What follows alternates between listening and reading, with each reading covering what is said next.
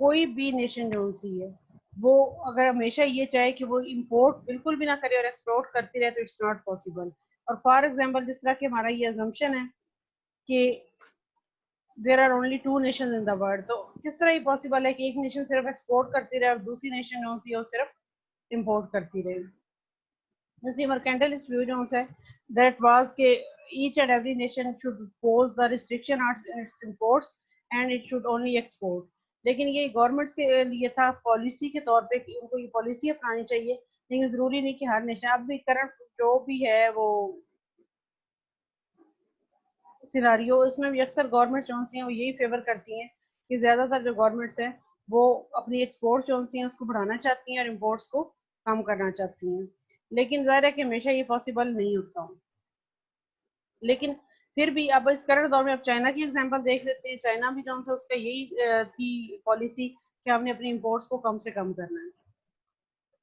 Anyway लेकिन mercantilist view जो है कि एक्सपोर्ट सरप्लस हो हमेशा, और trade policy to encourage the export and one nation gain only at the cost of the other was not successful or was not possible practically to applied by the all nation at the same time। Mercantilist का जो view था उसमें ये था कि एक nation powerful है अगर उसके पास गोल्ड ज्यादा है, लेकिन ये कि करंट ये व्यू है कि आपके पास ह्यूमन कैपिटल ज्यादा होना चाहिए। ह्यूमन कैपिटल क्या होता है? सिर्फ पॉपुलेशन नहीं, पढ़े लिखे लोग, सेहतमंद लोग, स्किल्ड लोग और learn people who can add to the GDP of a country. उसके मर्केंटलिस्ट व्यू जो से वो इतने absurd थे, ये एप्लीकेबल नहीं थे कि उनको सामने रखते हुए एडम स्मिथ ने पहला ये व्यू पॉइंट दिया कि कोई भी नेशन तब तक ट्रेड नहीं करेगी जब तक कि उससे उसको भी फायदा ना हो और दूसरे कंट्री को भी फायदा ना हो।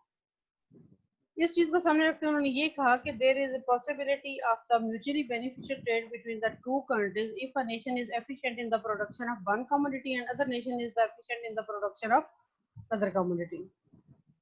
और जो नेशन जिस कम्युनिटी की प्रोडक्शन में मोर एफिशिएंट है वो असल में उसके कंपैरेटिव एब्सोल्यूट एडवांटेज की कम्युनिटी। एब्सोल्यूट एडवांटेज का अलावा जो अंडरस्टैंडेबल था, ये रीजनेबल था, इसमें लॉजिक थी।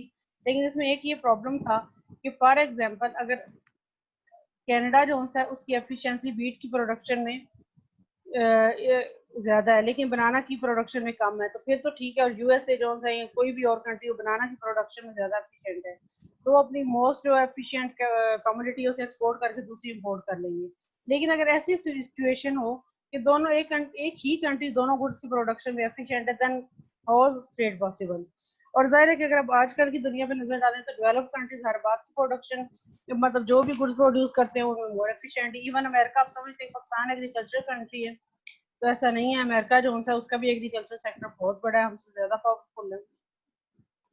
तो एब्सोल्यूट एडवांटेज का जो ये लॉ है ये इंटरनेशनल ट्रेड का एक बहुत थोड़ा सा पोर्शन है जिसको ये एक्सप्लेन कर सकता है। ओवरऑल ये कोई मतलब ओवरऑल जो वर्ल्ड में पूरी ट्रेड हो रही है उसको एक्सप्लेन आप नहीं कर सकते with the help of absolute advantage. इसी तरह थ्योरीज जो सी है मर्केंटलिस्ट के व्यूज में जो गलती थी उसको सामने रखते हुए एब्सोल्यूट एडवांटेज का व्यू एडम स्मिथ ने दिया। एडम स्मिथ के जो एब्सोल्यूट एडवांटेज के में प्रॉब्लम है उसको सामने रखते हुए डेविड रिकॉर्डर जो से उन्होंने law of comparative advantage present किया। एब्सोल्यूट एडवांटेज ये टेबल आपको नजर आ रही है, हमने पहले भी पढ़ा था कि वीट की प्रोडक्शन जो सी है यूएसए की क्या है, एक घंटे में 6 बशेल है, यूके की ओनली 1 है। इसका मतलब है यूएसए को एब्सोल्यूट एडवांटेज है। क्लॉथ में यूएसए की 4 यार्ड है और यूके का 5 यार्ड है, तो यूके को एब्सोल्यूट एडवांटेज है क्लॉथ की प्रोडक्शन में।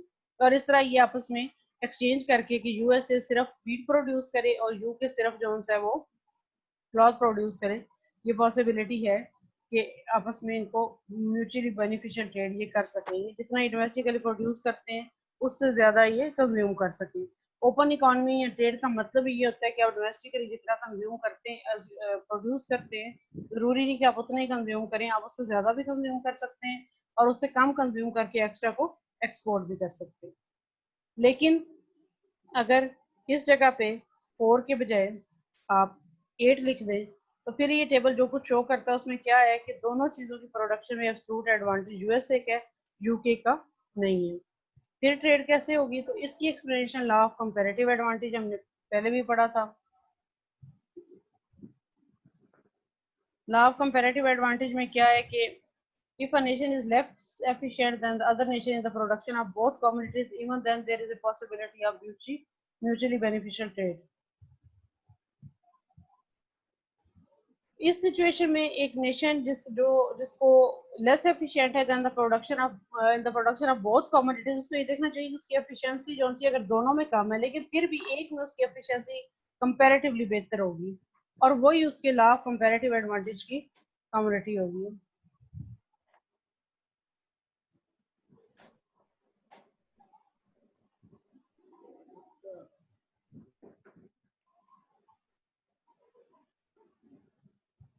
बच्चे आप चैट में अपना क्वेश्चन पोस्ट कर दो अगर आप कुछ कहना चाहते हो। एक बच्चे ने रेज हैंड किया हुआ है।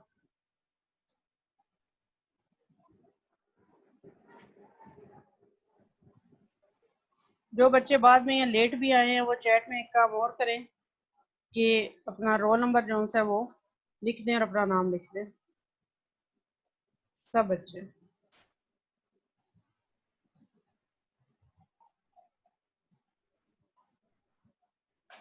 एक बच्ची का ये कहना है कि आवाज बहुत कट रही है। ये पब्लिक कमेंट किया आपने, वैसे प्राइवेटली भी कमेंट कर सकते थे। एनीवे सारे बच्चे जो से हैं वो उनको आवाज कट रही है या सिर्फ एक बच्ची का ये प्रॉब्लम आ रहा है? मैम ओके है, आवाज ठीक हो रही है। क्योंकि जूम पे पहले किसी ने आवाज की शिकायत नहीं की। आवाज की पहले मैंने गूगल मीट यूज किया था, उस पर कुछ बच्चे कह रहे थे कि हमारी आवाज का हमें नहीं आ रही, लेकिन इस पे तो किसी बच्चे को प्रॉब्लम नहीं, बल्कि इवनिंग की क्लास तो आपको पता है बहुत ही बड़ी है।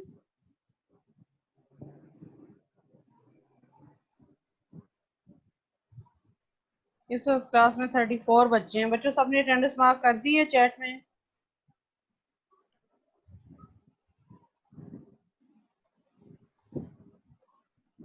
एक तो मैं आपको बुक अपलोड कर देती हूँ।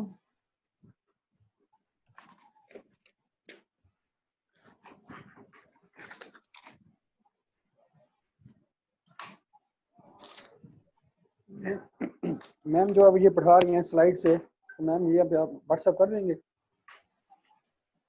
स्लाइड्स? Yes ma'am. ठीक है, अगर आपको स्लाइड्स चाहिए मैं भेज देती हूँ, लेकिन स्लाइड्स पे बहुत थोड़ा दिया हुआ है।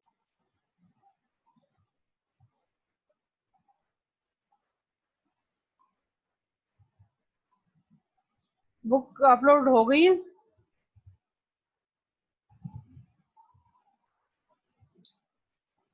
एनीवे ये जो लॉ ऑफ कंपैरेटिव एडवांटेज है, it was based on the labour theory of value. And labour theory of value जो इसमें प्रॉब्लम ये था कि it assume that the price of a commodity depends only on the amount of labour used to produce it.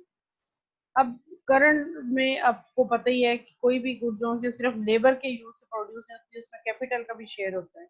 और इस तरह किसी चीज का जो प्राइस है उसको मेजर करना इतना यूजफुल या इतना प्रैक्टिकल तरीका नहीं था। ये सिर्फ एक ये प्रॉब्लम था लॉ ऑफ कंपैरेटिव एडवांटेज में। और उसको अंडरस्टैंड करने के लिए अपॉर्चुनिटी कास्ट का कॉन्सेप्ट दिया गया कि प्राइस ऑफ अ कमोडिटी या कास्ट ऑफ अ कमोडिटी आपने मेजर करनी है तो इस तरह से मेजर करें कि amount of the other commodity which we have to give up produce an additional unit of first community. उसमें अब ये लॉ ऑफ कंपैरेटिव एडवांटेज में आपने देखा था कि हमने यूं अज्यूम किया था कि अगर लेस एफिशिएंट है UK in the production of wheat and it is also less efficient, यहाँ पे पहले 5 था अब हमने 2 कर लिया है, ये 2 लिखा हुआ है इस टेबल में। इसका मतलब ये है कि UK is less efficient in the production of both communities. In this case अगर हम सिर्फ एब्सोल्यूट एडवांटेज को सामने रखें तो trade is not possible because USA is producing both goods more efficiently. लेकिन अगर हम लॉ ऑफ कंपैरेटिव एडवांटेज को सामने रखें तो फिर USA 5 time more productive in production of wheat और only double productive in production of cloth. इसका मतलब है कि इसका जो कंपैरेटिव एडवांटेज है वो व्हीट की प्रोडक्शन में ज्यादा है। यूके का दोनों कम्युनिटीज की प्रोडक्शन में क्या है? डिसएडवांटेज, कंपैरेटिव डिसएडवांटेज, लेकिन इसका कंपैरेटिव डिसएडवांटेज क्लॉथ की प्रोडक्शन में कम है। तो बच्चों अगर पेपर हुए तो चूंकि ओपन बुक पेपर होंगे तो उसमें इसी से मिलते हैं। फॉर एग्जांपल मैं बिल्कुल कोई डिफरेंट टेबल दूंगी और इस तरह की मे बी के शॉर्ट क्वेश्चन हो कि किसका कंपैरेटिव एडवांटेज है, जैसा कि आपके न्यूमेरिकल भी थे, किसका डिसएडवांटेज है, किसका किस कमोडिटीज में है, कितना है, और म्यूचुअली बेनिफिशियल ट्रेड की रेंज क्या है। क्योंकि वो उस वक्त आपको सॉल्व करना होगा तो इससे आपकी अंडरस्टैंडिंग का पता चलेगा। तो इसलिए काइंडली जरा बी केयरफुल। मे बी कि ऑनलाइन एग्जाम कुछ आसान और मे बी कि पहले से आपको मुश्किल लगे क्योंकि आपके लिए नया होगा।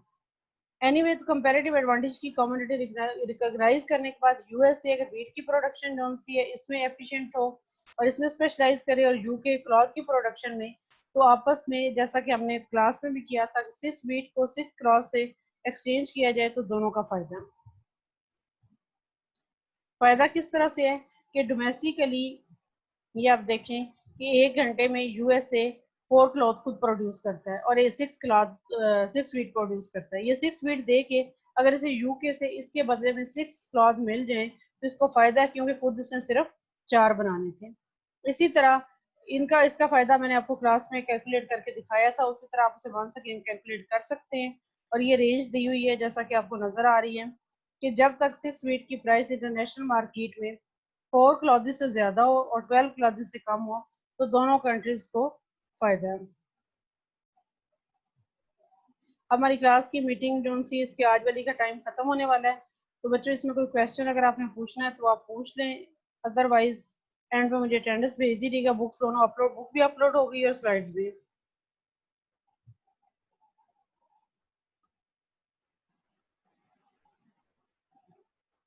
अदरवाइज ये मीटिंग अब खत्म होने वाली है। किसी भी बच्चे का कोई रोल नंबर वगैरह रहता है तो आप प्लीज